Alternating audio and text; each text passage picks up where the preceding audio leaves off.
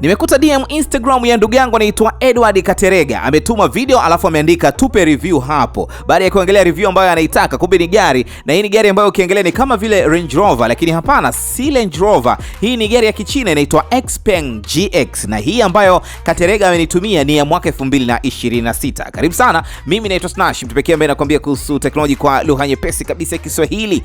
#nguvu tunasema tech ni Swahili. Karibu nikupe review kiundani zaidi kuhusiana na XPeng GX ya mwaka 2026. Nikupe tu taarifa kama unahitaji kununua hii gari. Ni gari ya mwaka 2026, lakini price yake kununua kwa China kule ni rahisi sana. Ni hela ya Kitanzania milioni 50 inafika hapo kabla ya kulipia ushuru kununua tu China. Kwa hiyo inafika thamani hiyo hapo milioni 150. Na mimi ni gari ambayo watu wengi wanaweza wakaiafford sana kununua, na uzuri wa gari ya Kichina kama hii, wala usiogope spare, kwa sababu China vitu vyake sasa hivi vinapatikana kwa urahisi sana. Yaani ukioda sasa hivi kesho tayari hiki hapa kimefika, na wafanya biashara wengi sana wanaenda China. Kwa hiyo kupata spare ya hiyo gari ni rahisi sana. Kwa hiyo usiogope spare kuhusiana na hii gari, na ni moja kati ya gari ya heshima sana. Ukinisikiliza vizuri utaelewa kwa nini nakwambia ni gari ya heshima. XPeng ya mwaka 2026 inapatikana katika version mbili. Kuna version ya EV kwa maana ya umeme mwanzo mwisho. Hii bwana ikiwa kwa full charge kabisa inaenda mpaka kilomita 750. Alafu ipo ambayo ni REV, Range Extender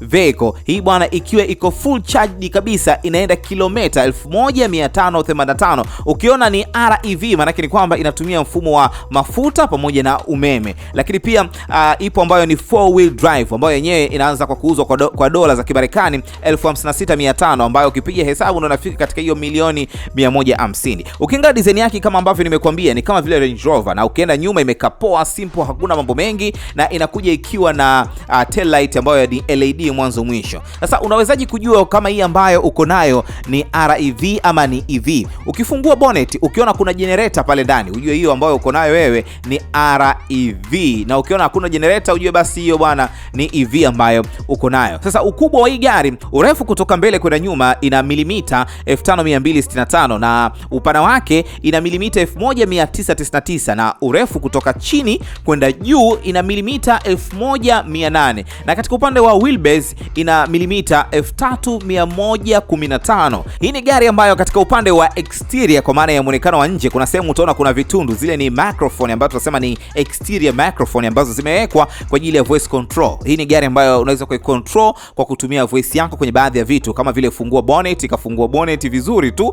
na pasipo shaka. Kwa hiyo ndio maana kuna mic.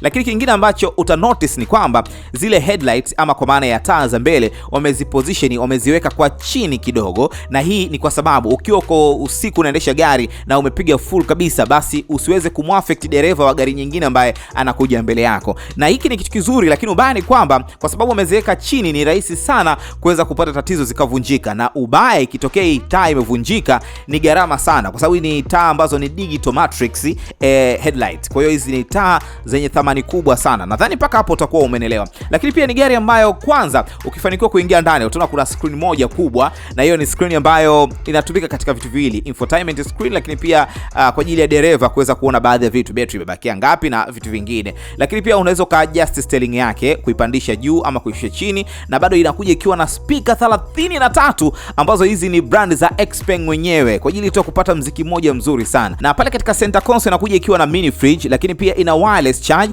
na bado unaweza kuchaji kwa USB ama type C. Na kingine ambacho ni kizuri zaidi ni mfumo wa AC ndani, zile venti zimekaa kimzunguruko, yani zimezunguruka gari nzima. Hii inasaidia kupata baridi kila kona pale ambapo utakuwa ume turn on AC. Lakini kikubwa ambacho mimi nimependa bwana kuhusiana hizi gari ni ukiangalia siti zake, ujazo wa ile leather pale, jinsi ambavyo ile sponge imejaa, yani imekaa katika level ambayo unajifeel comfort zaidi, na hata ukiwa umekaa ndani una feel comfort kwa sababu space ipo ya kutosha. Na ni gari ambayo wala haikuhitaji kuweka tinted kwa sababu kioo chake kinakuja na privacy button. Kwa hiyo kama unataka iwe katika mfumo wa tinted, basi ukibonyeza button inakuwa katika mfumo wa tinted. Wow, hiki ni kitu kizuri sana. Na kingine bwana, ni gari ambayo kama utakuwa unataka kuiendesha off-road, basi usiwe na shaka, kwa sababu hata kama tairi moja itakamata sehemu, gari itaendelea kusukuma vizuri kabisa, kwa sababu ina mfumo wa 4 wheel drive ambayo ina nguvu sana. Kama hapa walikuwa wanafanya testing, tairi nyingine ziko juu, lakini bado gari ikaendelea kusonga mbele. Na kingine bwana, kuna water level.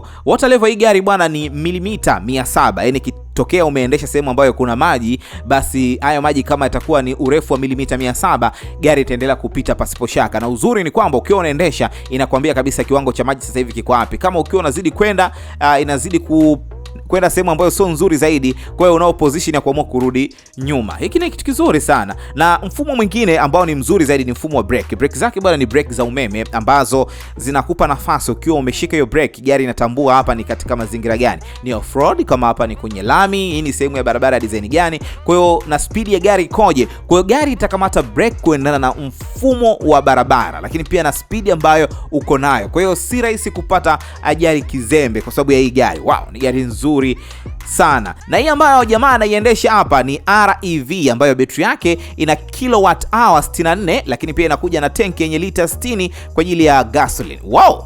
Nadhani mpaka hapo utakuwa umeelewa. Sasa kama ni mtu ambaye unahitaji kununua ama unahitaji kupata hii gari, mtu pekee ambaye anaweza kukuagizia hii gari ni mimi. Check na mimi kupitia contact yangu hiyo hapo, kwa sababu ni gari ya China. Mimi na connection ya kutosha huko China, najua kuimport hayo magari. Naweza nikaimport Xpeng GX kwa ajili yako. Check na mimi, chukua contact hiyo hapo. Ni gari fulani ambayo milioni 150 na of course na ushuru nini inafika kwenye 200 fulani hivi na kitu hivi, wala haijakuumiza sana. Kuliko ukitaka Range Rover yenyewe ya mwaka 2026 andaa hela ndefu zaidi kama kwenye milioni 700 huko. Sasa kwa nini usikae katika Xpeng GX? Ni gari ambayo of course ni nzuri sana, na hata tairi yake ni tairi ambayo ni nene kweli kweli. Asante sana kwa kunisikiliza. Mimi naitwa Snash.